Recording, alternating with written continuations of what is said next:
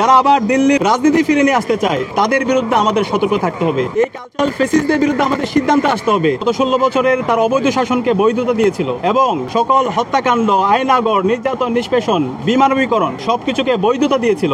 আজকে বিভিন্ন ভাবে আমার জুলাইয়ের যে আহত তাদেরকে বিকৃত করার আজকে আমরা নজির দেখতে পেয়েছি। আমি অনুরোধ করব, আজকে আমরা যে প্রতিবাদ করছি এটা শুধুমাত্র ঐক্যবদ্ধ শিক্ষার্থী জুটের প্রতিবাদের বিষয় না, এটা ঢাকা বিশ্ববিদ্যালয়ের প্রত্যেক বিবেকবান শিক্ষার্থী এবং প্রত্যেক বিবেকবান শিক্ষকের এই প্রতিবাদ করতে হবে এবং সারা দেশের সকল মুক্তিকামী ছাত্র জনতাকে এটার প্রতিবাদ করতে হবে। কারণ খুনি হাসিনা গত 16 বছরে এইভাবে কিন্তু সে সব ইসলাম ফোবিয়ার মাধ্যমে ইসলামের সিম্বলগুলোকে প্রবলেমেটাইজ করে সে তার অবৈধ শাসনকে দীর্ঘায়িত করেছিল।